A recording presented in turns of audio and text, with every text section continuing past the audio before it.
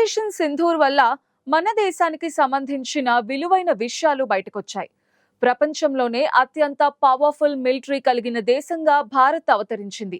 ఇది చూసి ఓర్వలేకనే మన ప్రతాపానికి బ్రేకులు వేశాయి అమెరికా, చైనా దేశాలు.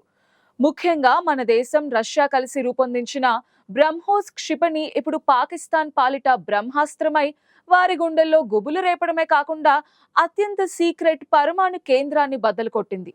దాని ద్వారా వస్తున్న రేడియేషన్ గురించి ఇప్పుడు పాకిస్తాన్ వ్యాప్తంగా చర్చించుకుంటున్నారు. అమెరికా నుంచి ప్రత్యేక విమానంలో అణ్వస్త్ర నిపుణులు ప్రస్తుతం పాకిస్తాన్లో తిష్ట వేసి రేడియేషన్ లెవెల్స్ చెక్ చేస్తున్నట్టు సోషల్ మీడియా కోడై కూస్తోంది. దీనంతటికి కారణం బ్రహ్మాండాన్ని బద్దలు కొట్టిన బ్రహ్మోస్ క్షిపణి అంటే అతిశయోక్తి కాదు. ముఖ్యంగా పాకిస్తాన్ తన అణ్వాస్త్రాలను సీక్రెట్ గా దాచుకున్న కిరణా హిల్స్ బంకర్ ని బ్రహ్మోస్ మిసైల్ గంటకు వేలాది కిలోమీటర్ల వేగంతో లోపలికంటూ దూసుకుపోయి ప్రళయం సృష్టించింది. ఖచ్చితంగా ఈ దాడులు జరుగుతున్న టైంలోనే ఆ ప్రాంతంలో రెక్టర్ స్కేల్ పై 4.5 స్థాయిలో గంటలో 3 సార్లు భూమి కంపించడం నమోదైంది. కిరణా హిల్స్ ధ్వంసానికి కారణమైన బ్రహ్మోస్ క్షిపణి వల్లే ఉగ్ర దాడులతో పేట్రేగుతున్న దాయాదిని కాళ్ల బేరానికి తీసుకొచ్చింది. తనంతట తాను కాల్పుల విరమణకు అమెరికా ముందు ప్రాధేయపడేలా చేసింది. తెర వెనుక ఏం జరిగింది?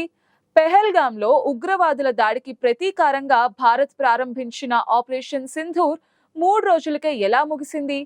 టర్కీ ఇచ్చిన డ్రోన్లు, క్షిపణులు, చైనా ఇచ్చిన JF-17 యుద్ధ విమానాలు, అమెరికా నుంచి కొన్న F-16 ఫైటర్లతో దాడులు చేసింది పాకిస్తాన్. ఇన్ని ఉన్నా కూడా ఇంత తక్కువ వ్యవధిలోనే ఎందుకు పాకిస్తాన్ భారత్ని హాట్లైన్ ద్వారా సంప్రదించి శరణుజొచ్చింది? వీటన్నిటికీ అణ్వస్త్రాలపై దాడిని ముందు పెడుతున్నారు విశ్లేషకులు.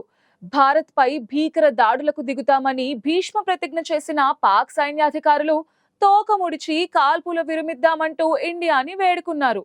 ఈ ద్వైపాక్షిక సమరంతో తమకేంటి సంబంధం అంటూ కొట్టిపడేసిన అమెరికా ఆకస్మికంగా యుద్ధ విరమణకు ప్రయత్నాలు సాగించడానికి కారణం చాలా సీక్రెట్ గా ఉంచుతున్నారు. కానీ అతి రహస్యం బట్టబయలన్నట్టు అక్కడ బ్రహ్మోస్ రేపిన అణ్వస్త్ర ప్రమాదమే కారణమని చెప్తున్నారు. భారత్ ప్రయోగించిన బ్రహ్మోస్ క్షిపణులు పాకిస్తాన్ ఉగ్ర సైనిక స్థావరాలను నేలమట్టం చేశాయి. ఆపరేషన్ సింధూర్ 7వ తేదీ మొదలైంది. ఆ రోజు అర్ధరాత్రి దాటిన తర్వాత పాక్ ఆక్రమిత కాశ్మీర్లోని లష్కరే తోయిబా, జైషే మహమ్మద్, హిజ్బుల్ ముజాహిద్దీన్ ఉగ్రవాద స్థావరాలను భారత సైన్యం ధ్వంసం చేసింది. కీలక నేతలు సహా 150 మందికి పైగా ఉగ్రవాదులు హతమైనట్టు సమాచారం. మరో 70 మంది గాయపడ్డారు.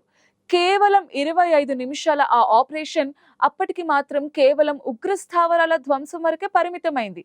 అయినా భారీ ప్రాణ ఆస్తి నష్టం జరిగిందని సమాచారం.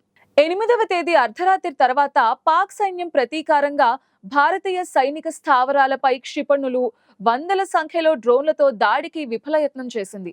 ఇది ముందే ఊహించి సర్వసన్నద్ధంగా ఉన్న భారత సైన్యం సుదర్శన్ చక్ర ఎయిర్ డిఫెన్స్ ఉపయోగించి వాటన్నింటినీ భారత సరిహద్దులోకి రాకుండానే నేలకూల్చింది. లక్ష్యం 100కు 99% సాధించింది. లాహోర్, సియాల్కోట్ సహా పాకిస్తాన్ కు చెందిన 11 ఎయిర్ డిఫెన్స్ వ్యవస్థలను సర్వనాశనం చేసింది. అప్పటికే సముద్రంలో తిష్టవేసిన మన యుద్ధ నౌక INS విక్రాంత్ ద్వారా కరాచీ పోర్టు పైన విరుచుకుపడింది. 12 భారీ నౌకలను ధ్వంసం చేసిన పాక్ ని చావు దెబ్బతీసింది. దీంతో గురువారం పాక్ మరింత రెచ్చిపోయింది. దీనికి ప్రతిగా సుఖోయ్, మిగ్ యుద్ధ విమానాల స్థావరమైన భారత సిర్సా ఎయిర్ స్టేషన్ పై పాకిస్తాన్ ఖండాంతర క్షిపణిని ప్రయోగించింది. దానిని కూడా భారత్ S-400 రక్షణ వ్యవస్థ నిర్వీర్యం చేసింది. అయితే దీనిని ప్రధాని మోదీ తీవ్రంగా పరిగణించారు. పాక్ వైమానిక స్థావరాలన్నింటినీ నేలమట్టం చేయాలని సైన్యాన్ని ఆదేశించారు. ఆయన నిర్దేశంతో 10వ తేదీన భారత సైన్యం నిర్ణయాత్మక దాడికి దిగింది. సుదూర లక్ష్యాలను ఛేదించే బ్రహ్మోస్ క్షిపణులతో రాఫెల్స్ పాక్ గగనతలంలోకి దూసుకువెళ్లాయి. అవి దేశవ్యాప్తంగా 11 కీలక వైమానిక స్థావరాలను సర్వనాశనం చేశాయి. వీటిలో ఇస్లామాబాద్ కు 10 కిలోమీటర్ల దూరంలో Rawalpindi Pak army headquarters సమీపాన ఉన్న నూర్ ఖాన్ ఎయిర్ బేస్ అత్యంత కీలకమైనది. మనం ముందు చెప్పుకున్నది ఇదే. ఇక్కడే పాకిస్తాన్ అణుబాంబులున్నాయి. ఇది సమూలంగా నాశనమైందని న్యూయార్క్ టైమ్స్ తన కథనంలో పేర్కొంది. అలాగే పాక్ యుద్ధ విమానాలకు నిలయమైన రఫీకి స్థావరం కూడా నేలమట్టమైనట్టు తెలిపింది. రాఫెల్ ఫైటర్స్ కు అమర్చిన బ్రహ్మోస్ క్షిపణులు, హ్యామర్, స్కాల్ప్ మిసైళ్లతో తోడ్పాటుతో కేవలం 90 నిమిషాల్లో ఈ రెండిటితో పాటు పంజాబ్లోని మురీద్, సియాల్కోట్, పస్రూర్, సర్గోదా, సింధ్లోని సుక్కూర్, జాకోబాబాద్, కరాచీ సమీపంలోని భోలోరి, పీఓకేలోని స్కర్దు ఎయిర్ బేస్లలో భీభత్సం సృష్టించాయి. రన్వేల ఆనవాళ్లు కూడా కనబడనంతగా ధ్వంసం చేసేశాయి. దీంతో ఇక టర్కీ గిఫ్ట్ గా పంపించిన డ్రోన్లు కూడా పైకి టేక్ ఆఫ్ చేయడం కష్టం. దాంతో పాక్ సేనలకు గగనతల సంబంధాలు తెగిపోయాయి. శత్రువుల క్షిపణులు, ఫైటర్స్ ని పసిగట్టే పంజాబ్ చునియాన్లోని రాడార్ కేంద్రాన్ని కూడా మన వార్జెట్ విమానాలు నేలమట్టం చేశాయి. గతంలో యుద్ధాల టైంలో ఇంత అసాధారణ రీతిలో భారత్ ఎన్నడూ దాడి చేయలేదు. దీంతో ఈ భీభత్సాన్ని చూసిన పాక్ నేతలు బెంబేలెత్తారు. సైన్యాధికారులు కూడా మనస్థైర్యం కోల్పోయారు. ఈ వైమానిక స్థావరాలన్నీ పాక్ సేనలకు ఆయుపట్టు లాంటివే. మురీద్ ఎయిర్ బేస్ లోనే పాకిస్తాన్ క్షిపణులన్నీ ఉంటాయి. ఇక్కడే ఫైటర్ పైలట్ శిక్షణ కేంద్రం కూడా ఉంది. ఫైటర్ షెల్టర్స్, రన్వే తదితర మౌలిక వసతులన్నీ బ్రహ్మోస్ క్షిపణుల కారణంగా నాశనమయ్యాయి. దీంతో భారత్ కి వ్యతిరేకంగా వైమానిక దాడులకు దిగే సామర్థ్యాన్ని పాకిస్తాన్ కోల్పోయింది. సర్గోదా బేస్ ధ్వంసం ఖచ్చితంగా వ్యూహాత్మక మాస్టర్ స్ట్రోకేనని అంటున్నారు. ఎందుకంటే ఇక్కడే Pak combat commander school, nuclear delivery platforms, elite squadrons కు నిలయం. వీటి నాశనంతోనే Pak command and control structure బలహీనపరిచింది. స్కర్దు స్థావరం ఉత్తరాన నియంత్రణ రేఖ వెంబడి పాక్ నిఘా కేంద్రం. సుకూర్ బేస్ దక్షిణాన ఎయిర్ కారిడార్. సింధ్, బలూచిస్తాన్లలో బలగాలు, ఆయుధాల రవాణాకు ముఖ్యమైన స్థావరం. బొలోరి స్థావరం నేలమట్టం కావడంతో కరాచీ రేవుపై అవలీలగా దాడులు చేసే వెసులుబాటు ఏర్పడింది. పాక్ రాజధాని ఇస్లామాబాద్ కు సమీపంలో ఉన్న Noor Khan air base Pak military కీలక రవాణా హబ్స్ లో ఒకటి. యుద్ధ విమానాలకు ఇంధనం నింపే కేంద్రం. యుద్ధం టైంలో పాక్ ఎయిర్ ఫోర్స్ అధిపతులకు ఆపరేషన్ యూనిట్స్ తో సంధానపరిచే స్థావరం ఇది. రఫీకి ఎయిర్ బేస్ లోనే Pak front line fighter jets అన్ని ఉంటాయి.